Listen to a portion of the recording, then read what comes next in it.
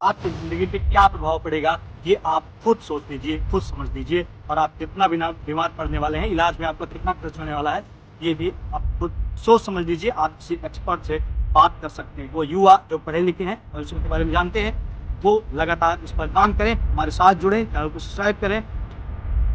हम जंगलों के बीच खड़े हैं और हमको एक ऐसी तस्वीर दिखी जो हमने सोचा कि आपको दिखाने की कोशिश करते हैं।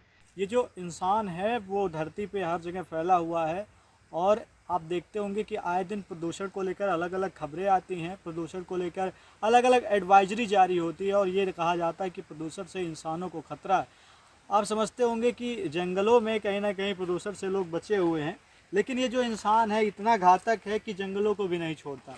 दरअसल पेड़ तो काट ही रहा है, लेकिन एक गलती और कर रहा है।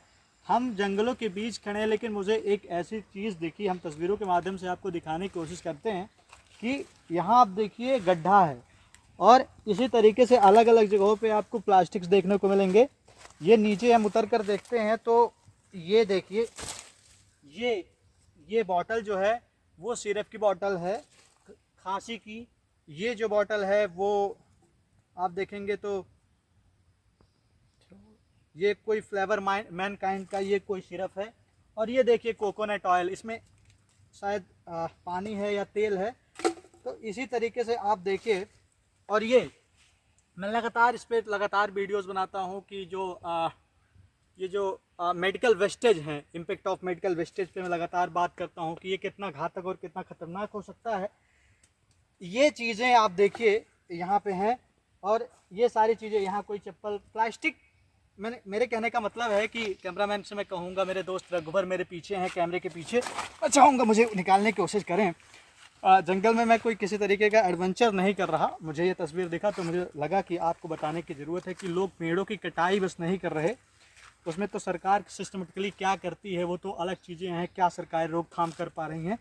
लेकिन ख़ास तौर पर जो लोग हैं, जो युवा किस्म के लोग हैं, जो अपने अगल बगल से लोग चीज़ें ला कर यहाँ फेंक देते हैं, कहीं ना कहीं उनकी भी फंडामेंटल राइट और उनकी ड्यूटी और उनकी कहीं ना कहीं जिम्मेदारी बनती है कि कम से कम जो जंगल सेफ़ हैं, जो जानवरों का घर है। आप देखते होंगे कि यहाँ से जब जानवर निकल कर बाहर जाता है कटाई की वजह से, तो आपको कितना नुकसान पहुँचाता है। कभी बाघ, हमें भी तो डर लग रहा है, बीच जंगल में हम खड़े हैं और हमें भी डर लग रहा है कि कहीं कोई बाघ आके हमारे पर हमला ना कर दे, क्योंकि कई बार देखा गया यहाँ चीता और भेड़िए और इस तरह की कोई भी जानवर, क्योंकि हम इंसान हैं और हमारे पास किसी तरीके की कोई सेफ्टी नहीं है। तो मैं कहना चाहता हूँ कि इस पे ज़रूर कहीं ना कहीं ध्यान देने की ज़रूरत है। जो मेन कॉन्सेप्ट था ये वीडियो बनाने का, मेरा कहना ये है कि ये जंगल भी बचा नहीं है उन लोगों से जो प्लास्टिक की लगातार यूज करते हैं। और प्लास्टिक की रोकथाम के लिए कहीं ना कहीं आपको अपने स्तर पर सोचने की ज़रूरत है।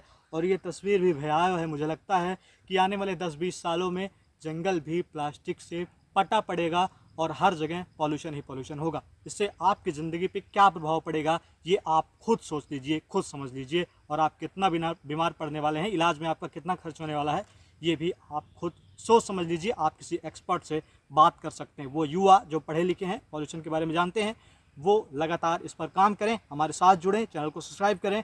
और हमारी इस मुहिम में, पॉल्यूशन को लेकर हमारी इस मुहिम में हम देश बचाना चाहते हैं। हम आपको सचेत करना चाहते हैं कि पॉल्यूशन से बचिए, नेचर बचाइए, एनवायरनमेंट बचाइए। धन्यवाद।